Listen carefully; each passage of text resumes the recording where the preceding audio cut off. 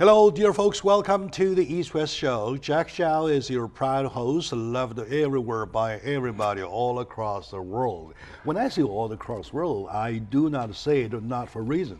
Ayamaya. Ayamaya. Okay, good. That's good Chinese. And it was last week. There was one show that he and I, Mr. Chris Nebe and I did. I received a lot of good response and very positive response.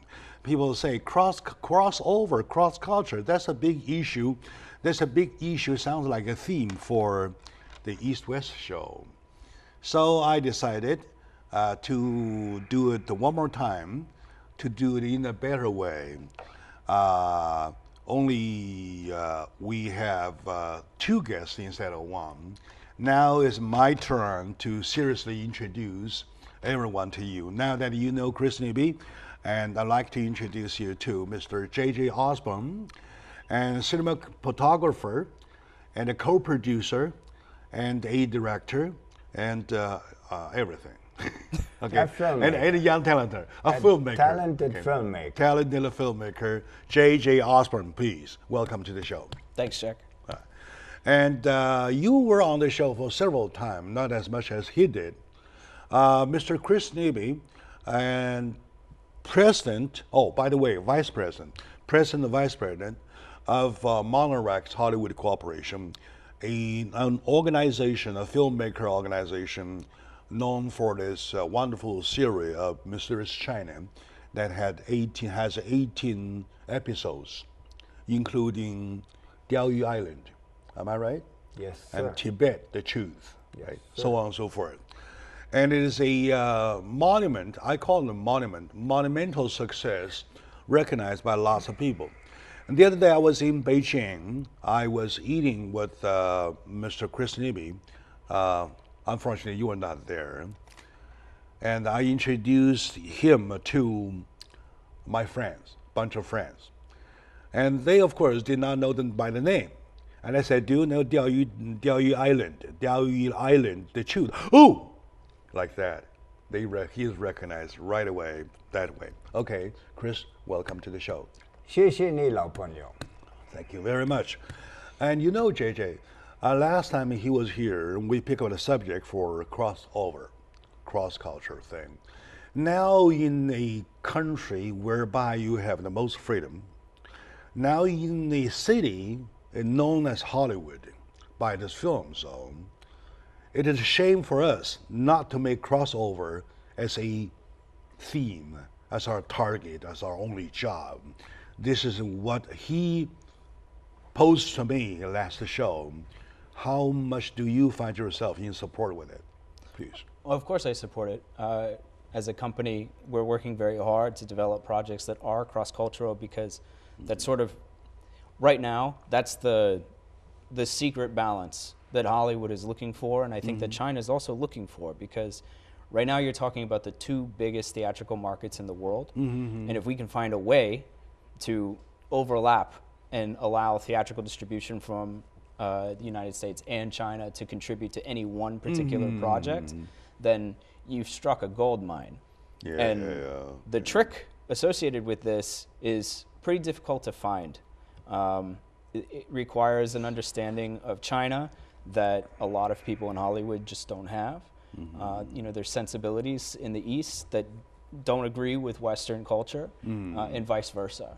So finding projects that can balance between the two of them, that's the goal. That's what we're working towards. And yes, that's I think the future of success with Hollywood and China cross-cultural. Exactly. Thank you very much for that take. Chris, I remember last time at the 12th anniversary of Chinese American Film Festival, you were at the panel of the summit discussion, right? And one of the subject was talking about U.S.-China co-producing or co-production, right? And from that point on, though, what have you discovered about the necessity of doing that? And especially in doing details, in talking about details, how to do it. So your take, please? You see, there are two ways they're doing it. As recent examples prove, such as the Great Wall and Kong, Skull Island. Great Wall is a failure, and Kong was too expensive to ever really make a profit. So what is happening, I think, is that the Chinese, of course, appreciated by Hollywood, spending a lot of money here, millions of dollars, which probably the hundreds of millions of dollars, which they probably never get back. Our idea is a little different. Number one, we are independent filmmakers, and we don't make films for $100 million. We like to make films for less, let's say, $10 million or something. Films which have a lower budget, a little lower budget films, which have a realistic chance to make big money. For example, there's a film out here right now called Get Out. It's a very clever film by a black writer, director, and actor. Jordan Peele. Already shown? Oh yeah. Already shown? It's broken well over $100 million in the box office. And it made... we can see it now? Yes. Okay, good. And it cost... I'm going to do it tonight, yeah. It cost $5 million to make. And in the first week, in the theatrical opening, it made $40 million. All right. And now it's way over $100,000. You see, this is our wish and our desire to do that, to emulate this kind of success. We think it's silly to go and invest hundreds of millions of dollars in a film and then most likely not make a profit. All right, thank you very much for the good example. You know, JJ, that, if I'm right, just to correct me if I'm wrong, it doesn't necessarily that we're talking about how big the budget is. Big budget could be a failure. He mentioned Great Wall, for example. Right? Small budget, as small as $5 million, made a huge success. So, what is the key point here? You're talking about the key point. The trick is the trick. The trick what is the trick story. here? The trick is the story. I think What you'll find with films like Kong, Skull Island, and Great Wall is that yes, there's a story, but it's not really connecting with people. It's a story to make the film rather than a film that made the story. Sort of like putting the cart before the horse, which is an idiom in the West. I don't know if you can explain that, but the idea is that their priorities are very different. They're looking to make a big blockbuster. They want to impress you as the audience. They want you to go because they spent money. And this is the wrong idea in filmmaking. This is something that Hollywood has perpetuated for decades, which is the more money we spend on a film, the more likely an audience is to go. And that's not necessarily true. At the end of the day, what really drives a film is if you go to see it and then you tell your friend to go and see it. Why? Because it connected with you. Yeah, you felt something. You were touched. Right. I mean, you're moved. Think about the Mysterious China series. These are not big budget pictures. These are small documentaries. And at the end of the day, if you connect to it, you're going to tell your friend you should watch it. That's what matters. Within the assuredness of the business, we're talking about you have to have a story. Like say, a doctor has to go to school. That's a condition. Right? Going to school doesn't make you a successful doctor. That's a risk. Now that you're a doctor and you want to be a wonderful doctor, you really have to have something on yourself. Am I right? The something as a doctor, the something as a filmmakers, you have to have a story. Like what JJ says, you have a story. It's the story that moves the film and not a film that carries a story. Am I right? Very often the best doctors are innovators. And I think that in any industry, the people who are at the top are innovators. In technology, all the successful companies, they innovated in some way, shape, or form to create something that connects with people much better. And the same thing is true in film. Very good. Yeah, if you're an innovator in terms of film, you've got something that's different than the rest. And that's what we've spent now more than a decade in China trying to build, is an understanding of China that's really deep and genuine, so that we can create stories that work. That's not something you can cheat. That's even a better look. like he said exactly, as a doctor, to be a good one, you have to be a creator yourself. You have to be renovative yourself. And take the Mysterious China, for example. Renovation, right? After renovation, I mean the way you tell stories, the way you dig out those archives, right? So today, my dear friends, is my rare opportunity to sit here to talk in depth about filmmaking. Filmmaking, speaking of filmmaking, there is one big subject, a crossover, which brings us to the area in finding how China and the United States can work better in this specific field of filmmaking. So joining me, Mr. Chris Nibby, director, producer, president, founder, CEO of Monorex Hollywood Corporation, and the vice president, J.J. Osborne, and the cinematographer, and a co-producer, and a vice president. And they both are wonderful artists that I really salute. So stay with us. We'll be right back, please.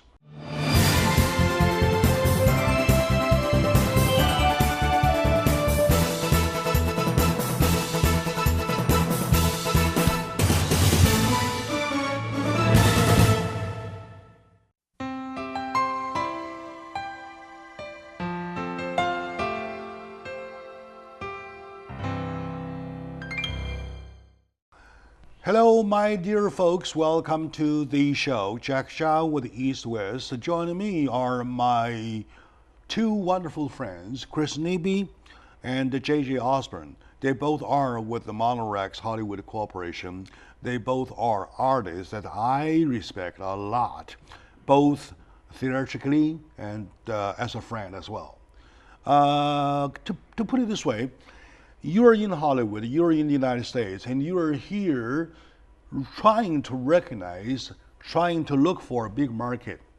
Now, with Hollywood that has the best technology in filmmaking, with China that has 1.3 billion of viewers, automatically you're thinking about putting them together. Yet, there is a barriers. There is a language barrier, a concept barrier, a cultural barrier, everything. So, the big word, crossover, is the key point. Is the secret, quote unquote, from JJ, quote unquote, from Chris Nibby. It's a story, it's sort of a thing. And now we hear the good news that President of China, Xi Jinping, is visiting the United States. As we speak, the big plan is being made, and the President Donald Trump is going to meet with him. And they're obviously not talking about politics. So politics doesn't have to need to come over to talk on the ranch. No. When you're on the ranch, you're talking about something else. Right? Filmmaking must be the area they're talking about. And I believe President of China knows the thirst, the hunger for American films. And I believe Donald Trump must know the hunger, the thirst of stories, of good story, to improve. So how do you think these two countries, not only as a filmmaker, you, but filmmakers, you, me, including everybody, so to do the job called crossover? You want to take that? Judging by what President Trump has delivered so far, I don't think he has any idea about filmmaking. No. He doesn't have to know filmmaking. What he says, yeah, go ahead. It's a guideline. I question his ability. I'm sorry. Okay. Yeah. Okay, so I think we both have the opinion that Donald Trump has a long way to go in many ways. He's an entertainer himself. I know, and that's a mistake. This country doesn't need an entertainer as a president. Okay. However, if they're going to meet, let's talk about what they might discuss with relation to Hollywood, and that is, how is it that we can make it easier for China and the United States to work together when it comes to creating stories that are, for China, it's they take theatrical distribution very seriously. There's a quota system. I think at this point it's around 40 films a year. Yeah, 40-something films, quota. Right, yeah. that they'll bring in. This is for the United States. This is a problem. It's a hurdle, right? If you're a big studio, you want access to the Chinese theatrical market, so you work really hard to try and create a film that will make its way through the quota system, right? The problem with that is that already it's difficult to make a film that can resonate with a completely different culture, right? It's pretty easy to make a film in the United States that you can show in the United Kingdom or in France or Germany. That's easier than it is with China. So that's one starting hurdle. And then on top of it, you know, we have the issue of the films have to clear censorship in China, and we have to create stories that are something the Chinese people can understand, right? So if we're going to be subtitling a film, they want to understand it. And what Xi Jinping and what Donald Trump could possibly do is probably more financial and economic. And then leaving to Hollywood and China, the filmmakers in the respective countries, leaving the stories and all that to them. But from a financial point of view right now, you know, it's pretty difficult for Hollywood to have access to Chinese money, in large part due to the fact that in China, a lot of the money that wants to come here for film is essentially something that the government they say, we'd like you to invest in Chinese films, right? And we're trying to come in with a business model that rectifies that issue, because we're not asking for so much money to come here as a typical Hollywood studio would ask or a typical production company would ask. We actually prefer to make a film in China that is really a Chinese film, but made with the traits of a Hollywood film. Okay. Right? All right, good. That's a good take. Yeah, I think that there is a future in that sort of a system where instead of Hollywood saying, give us your money. All right, good. That's a very healthy comment.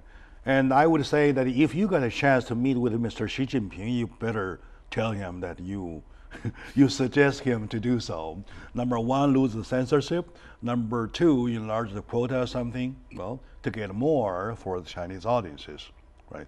And of course, every country has its own way of doing business. They have their own plan of doing business. What he says is probably could be something like, you want to hear from opinions, those are the opinions. Now, remember, Chris, was about 1.5 years or 2 years ago, you sent me, left on my desk, an article. It is on a magazine Tear Off article talking about Mr. Wang Jianlin buying AMC. Remember that article? Yes. And the article says he has paid an over high price, way high price, right? And yet, that it was only a move to the outside look. It might be Chinese approach to Hollywood. But on the paper, though, it's the change of ownership. That's it. Right? You want to develop from that point on, please? I believe that you and I, we had a nice conversation about it. You see, this was probably the smartest investment in Hollywood, because theaters mean real estate, and theaters are now more than ever important because they generate income, because the DVD market is more or less dead, and they generate tangible income. But I wanted to say something else. You see, the problem we have so far is that the Chinese investors have not realized that it is not to their benefit to pour millions of dollars into Hollywood. It would be much better to have people like us coming and making films in China which are like Hollywood films, namely they have a story which are crossover and relate to America as well as to China, and most of all don't cost so much, and even more important, are being filmed in direct English sound. For the very simple reason, this is the secret of Hollywood, and that's why Americans reject dubbed films, because there's something not natural about them. Because our what voice, if they don't speak perfect English? Doesn't matter. Doesn't matter. Doesn't matter. Right? That is very interesting. America doesn't care about it as long as they understand. Even if you occasionally have a subtitle in case of something very different, fine. But a general film, a dubbed film, Americans reject, because Hollywood, since the beginning of after the making sound films, they have always filmed direct sound, which means your voice now will be in the film which is being seen in the theaters in 2 years from now. While normally the films in China, in Germany, in France, in Spain, Russia, and where else? Most of the world. Italy are dubbed, which means what we are saying now is not going to be in the film. When the film is edited, you go into a studio and you record what you said earlier. Yes. And that is a false sound. It's too perfect. It's not real. And the Americans have very fine ears, and they detect that immediately, and there's no chance that they reject it. They reject it, yes. And what if, I mean, at the end of the day, you're still talking about dubbing. For example, those big names like Chen Daoming, like Tang Guoqiang, those big names, they do not speak English at all. So you can't Whoever use them. dub it must be dubbing. Yeah, no, you can't use them. Well, I think that he just hit the nail on the head. We'd look for somebody who we could use, and that's part of the business plan that we have for film is very much ours. Interesting. Right? That's very interesting. It's just for our company. It doesn't mean we don't want the big name if they don't necessarily fit our way of making film. Our way of making film is use English whenever we can. Use Chinese if necessary, limit the amount of subtitles that we have on the screen, and create a film that is generically Chinese, right? But at the same time has appeal here. And it's, I think, personally, I think there's only been one real filmmaker in Hollywood who actually created a Hollywood film with a Chinese storyline that was good, and that's Michael Mann.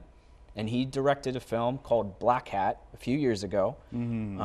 It didn't do very well, but it was a phenomenal film in the sense that it actually not a Black Swan thing. No, Black Hat.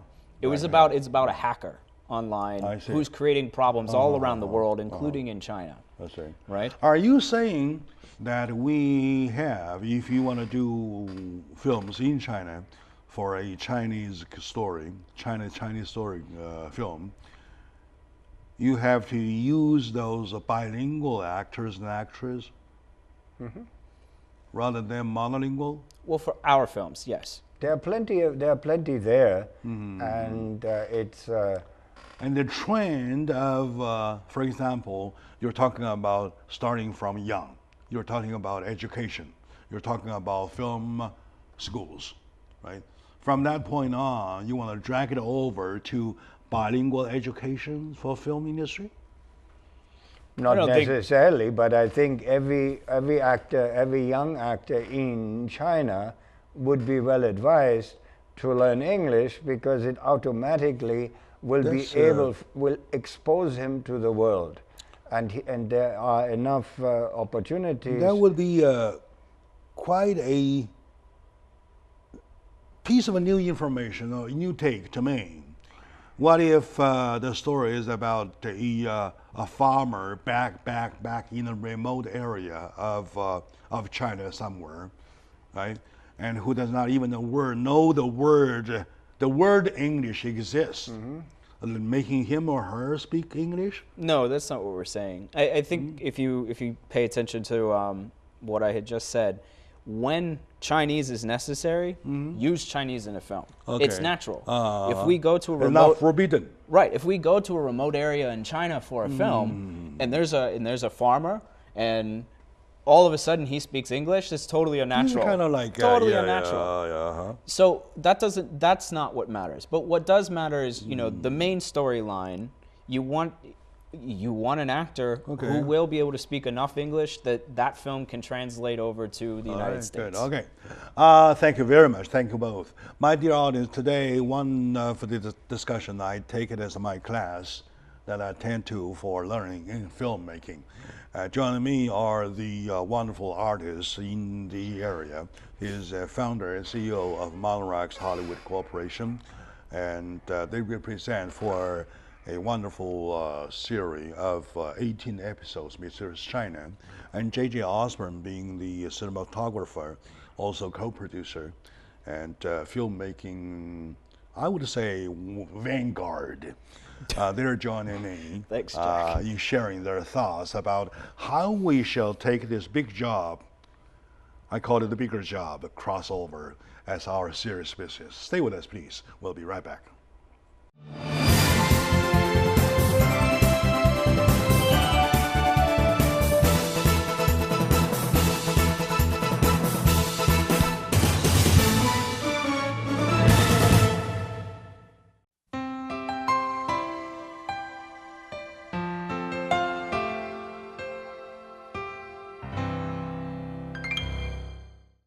Hello, dear folks. Well, my dear audience, welcome back to the East-West Show. Jack Chow, hosting this East-West Show for many years, getting a privilege here to touch everything, including filmmaking. I do not have a background of filmmaking, but I am a film lover for sure.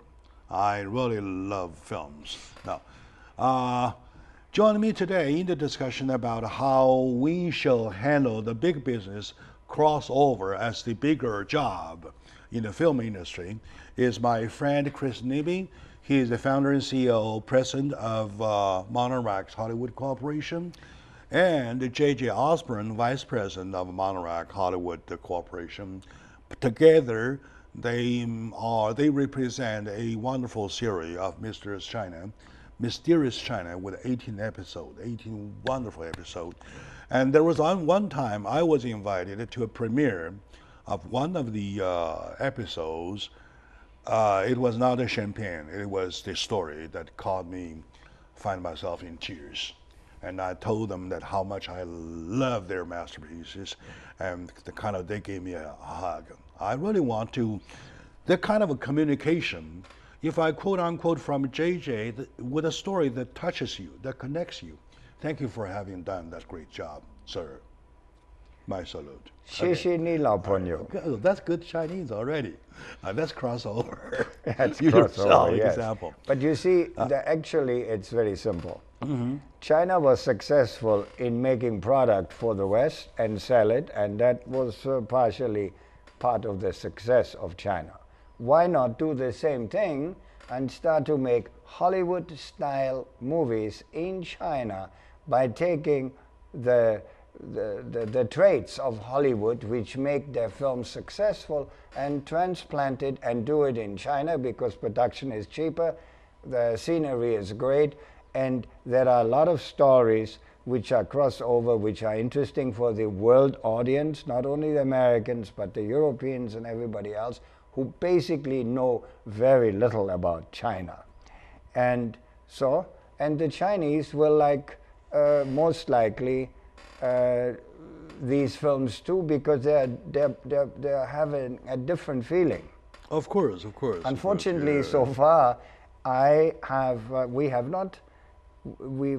it's difficult for the Chinese investors or money people to understand that concept, because they more think about, if I send millions of dollars to an established Hollywood studio, I'm part of a big film with big stars, and the result is that most likely the money is gone and has disappeared. All right. Because there is no chance that films like The Great Wall or even Skull Island, Kong, are going to be money makers for the investors. Allow me to back you up with a little insert from my angle, from my perspective, right? So Chinese filmmaker bringing along Chinese money, coming here to say, hey, here's my $20 million, and I want to take part in your XYZ project. It doesn't make a Chinese story, doesn't make a Chinese film, doesn't make a crossover film. No. It is still a Hollywood film, right? Yes, and even if you You put in want to an get actress, into it with the story starting from a point. Oh, by the way, you showed me your script of Body Talk. Yes. Last time, right? Yes. Like the story with the Body Talk, I still remember the man's name, Bo, Yes. B-O, and his son. Yes. Right? And getting involved with the American dancers on the American stage and back in Shanghai on the Shanghai stage and going back to New York, going back to Shanghai, group of people mingled. That kind of crossover. Right? With contradictions, with conflicts. All right, very good. That kind of thing. Now, we obviously separate two issues. Number one, the investment with money is one thing that you mentioned, but money is not 100%. And you're talking about from a story angle, to make a film that has the, what you said, traits, Hollywood traits, right? Traits. Yeah. Hollywood entirely traits in China. and taste, entirely in China. Yeah. Okay, putting together, I have a question for you. Like once again, I said, I have no film background myself, right? But once in a theater, starting about 5 seconds into the film, only 5 seconds in the film, you can tell that's a Hollywood film. Yeah. How? Why?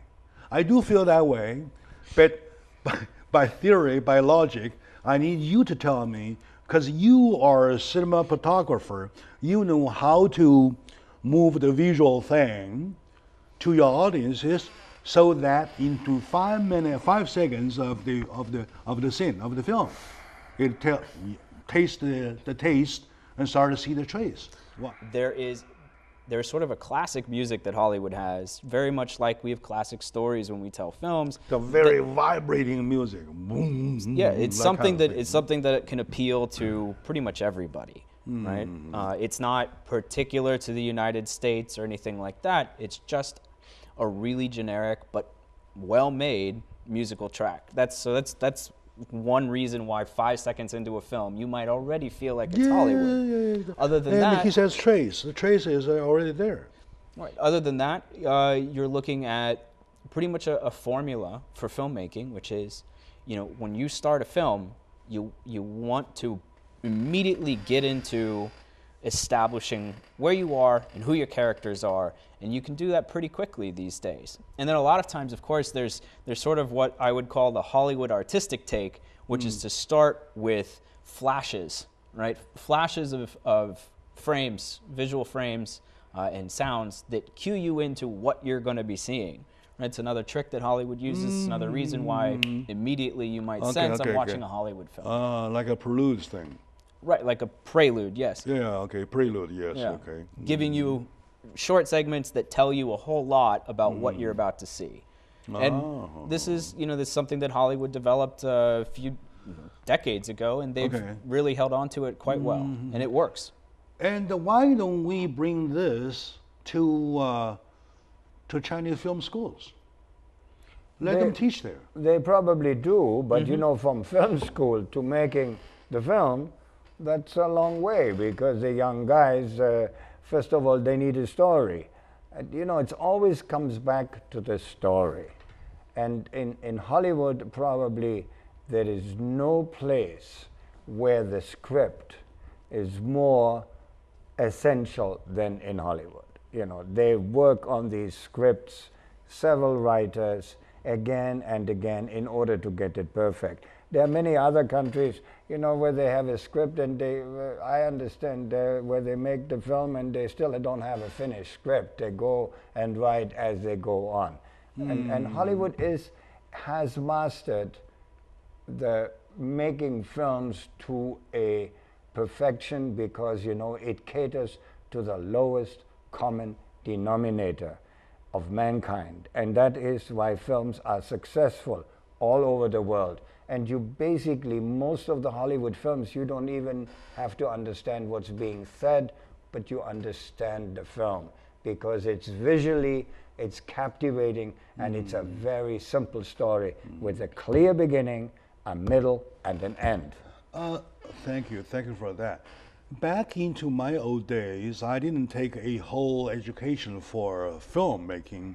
I took some single classes, individual classes for script writing, stuff like that, creative writing stuff. And I noticed that in Hollywood film, the dialogues are too little. They are in the 10-15% range.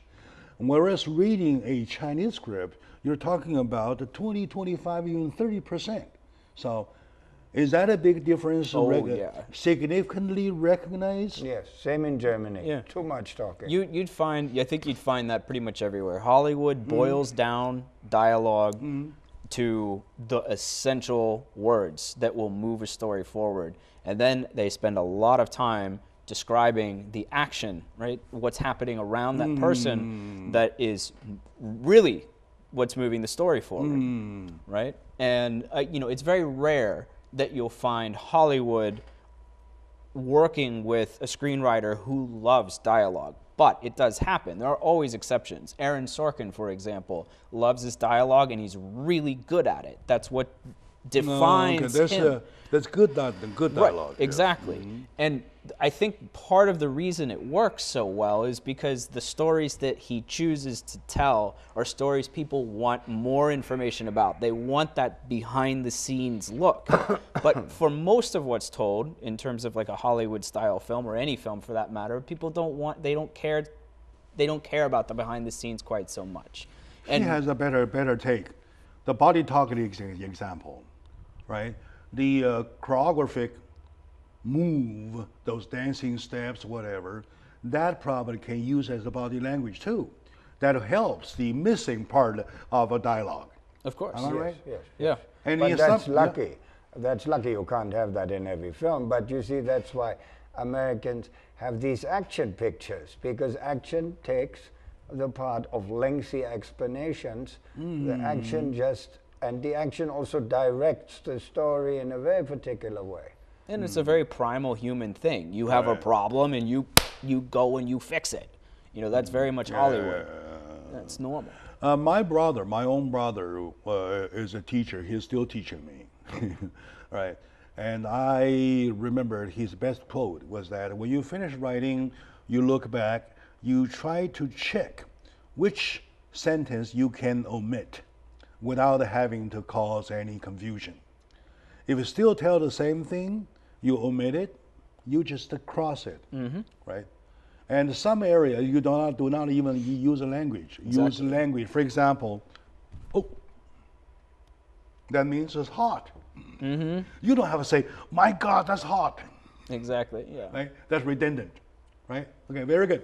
My dear audience, today I'm learning once again filmmaking with my good friend JJ, Chris Neby. They both are wonderful filmmakers, and we're talking about how we want to cross over in between the two cultures, in between two concepts, with a language barrier in the middle, still make a Chinese Hollywood, Holly Chinese wood, whatever film.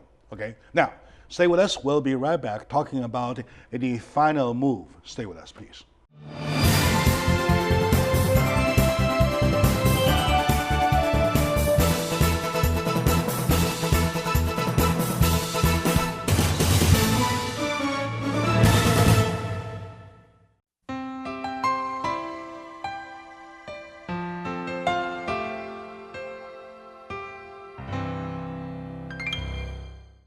Hello, dear folks, my dear friends. Welcome back to the East-West Show. Jack Chow is your host. Today we're talking about crossover being the bigger job.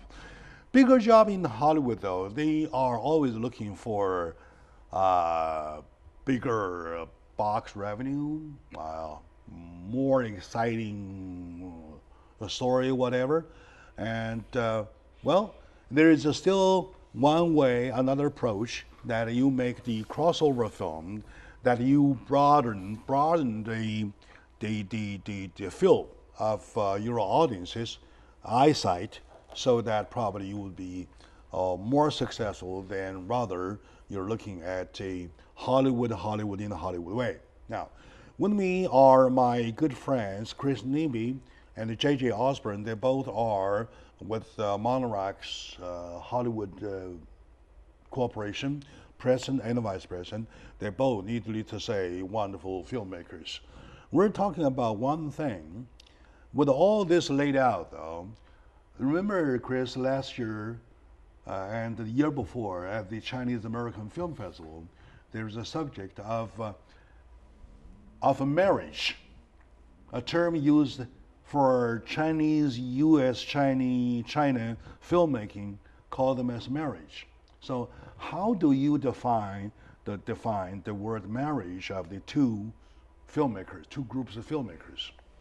Like every marriage, it's very difficult. And it's really difficult to find, it sounds so easy, but it's difficult to find the stories which relate to this, because first an easy thing is a love story, either a Chinese girl with a Laowai or a Laowai with a Chinese girl. But it's not easy, and that's a problem. And I think, again, it's the story. And you want to have a modern story. I don't think you cannot have like, you know, a film like The Great Wall and you have a Chinese girl in it, and in the Kong you have a Chinese girl in it, and you're trying to give a, that's not a crossover film, and that's not a Chinese film. I think it has to deal also with Chinese realities which a Chinese person can relate to as in a very simple fashion, because in the end Chinese and Western people are all the same. They're all humans. Yeah, probably you misunderstood me by my term of a marriage. When I say marriage, I'm not talking about a story of a marriage. I'm talking about the relationship among filmmakers in both Chinese and U.S. film market. They kind of cooperate in a way as if they are married, husband and wife type. I do understand that, but I think that's where the difficulty starts, because you see, how many Hollywood people know China and how many Chinese filmmakers know America. And just to have been here a few times and speaking English is not enough. Okay. So it's very difficult, you know, it's not easy. And I have seen this, we had scripts, for example, where things were questioned in China, which we never thought would be questioned, but once they were questioned and explained why they were questioned, I said, yeah, it's a different culture, it's a different, very good. That you have to address. All right. JJ, I would like to hear your take, please, in this area. About the marriage between filmmakers? The marriage thing. Can we not? I don't think we're married yet. No, of course not. I think we're still dating. Yeah, we're still dating. We're still dating. At the end of the day, the marriage, when we're married, I think you'll see it. You'll see it because an American audience will totally expect to see a Chinese film in their theaters, and it's not gonna strike them as odd. That's when I believe that the filmmaking communities between China and America will have actually become married. And up until that point, you know, we're trying to get to know one another. And as I said, to this day, there's really not many films at all that have displayed what I would call a marriage level cooperation between China and the United States. It's still rough. There are two films which have managed that, and it's very interesting.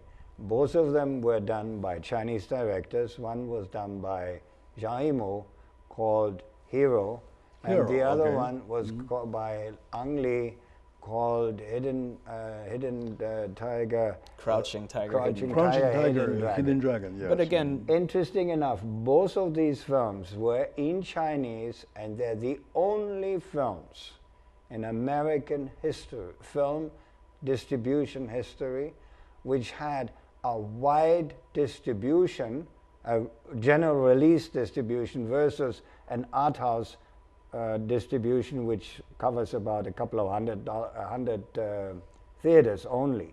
They were playing in thousands and thousands of theaters across the United States and were a huge commercial success, and they were subtitled. Okay. But not American co-productions. Why are they successful? By following that, probably get the answer. Because both of them were so different films, so absolutely different, on a subject and enhanced or elaborated a subject matter which was known, namely martial arts, but lifted it to a level which had never been seen on a screen anywhere. That's a brand new take. Yes, and well, it was at the time, yeah. They were totally original. So because of being totally original and also not having very much dialogue, but being very visual, they got away with that. And that's the only 2 films in American history. I understand. And the other one could be the Red Cliff? No? Again, but I think, you know, we've stepped away from the idea of a marriage between filmmakers. Now we're just talking about films that were successful that happen to be Chinese. Yeah, I know, but we're kind of dragged back into the point where we started. We're talking about one thing. Now, if you stop somebody asking in China, asking if they know some names of Hollywood actors and actresses, your chances are more than you stop somebody here ask about some names. So that means the audience, you have the audience foundation in China, number 1. And number 2, we can understand the United States without understanding Mayflower, without understanding the Independence Declaration, without understanding the Civil Wars. So I'm talking about history. Now, in order to understand China, you have to touch history too. Only Chinese history are a little longer, right? Now, and you're saying that use some Chinese element, however, concentrate on contemporary stories. So by rejecting historical story, history story, are we still better? Are we still okay to understanding China? Yes, because you don't these sort of phony historical films, which they just don't they don't have appeal to a modern mass young audience. They want to have themes which they can basically identify, because the whole thing is always identification. I know what he says, what he means by phony. For example, in one of the Zhang Yimou's films, where it shows lots of women's breasts, the Chinese way never do that. Chinese women, even these days, they never do that. No. So, and the film was a failure. It was not even you know a what success film I'm talking about, China. right? I know. With the chrysanthemums all over the city. And all over the city. And the same thing with Nanjing. Those are the phony thing. Yeah, another phony film is a Nanjing film he made, where he took Christian Bale as a priest and then came up with an idiotic story about prostitutes and Nanjing. I mean, you see, this is something which is alien here, and of course alien to the youth in China, who wants to be American, who wants to be international. You're right. And wants to be hip. You're right. That's what you have to cater to. You're right. Exactly like JJ said, that will not do the job. No. That will not do the job. What will do the job is that you really have something going back to marriage. Now, you have to have in every aspect, you have to combine these two. Am I right? With a story, with a skill, with the acting, with music, everything has to be the word marriage. Yeah, I think that when we get to a point where we're comfortable enough that we can work in China and communicate the way that I could communicate right now with Chris, but with a Chinese counterpart, you know, that's when the industries are married. Yeah. Right? And but what I will say, Hollywood has numerous times dated foreign investment, foreign countries, filmmaking industries, and never really got married. Hollywood sort of likes to be an independent bachelor. And this is, you know, something just to tell the Chinese audience right now, like, be aware, America doesn't like to settle down. Hollywood in particular does not like to settle down. So pretty much the best thing that you could ask for is to look for the opportunities where we can truly connect. And I think part of the reason these historical films you're just referring to don't necessarily click is in large part due to the fact that America is a young country. We don't have much of a shared history with China, right? The parts of history that we do share with China, America tend to be abusive towards China, so that's not necessarily helping. You know, we have... There was an area left in the open at the turn of the previous century of 1900. And that was the time when China, at the end of the federalism, starting to see foreigners in the land, people get mingled. That was the time, probably. And I really hate that there are only 60 minutes in an hour. We probably want to do more. And with my good friend Chris Nibby and J.J. Osborne, we want to wrap it up as a very nice discussion about filmmaking, which we're taking this great moment when President of China, Mr. Xi Jinping, visiting with President of the United States, Trump, talking about doing some business, though. We recommend doing some film business, all right? And they have these millions or billions of dollars, zillions of dollars to invest in China, in the United States. Let them do in the filmmaking area so that we can probably all do our better job. So, my dear audience, I have to thank you very much for watching. And to my friends, I have to say goodbye. Thank you for coming, Chris. And thank you, JJ. Thank you for coming. Thanks, Thank you. Jack.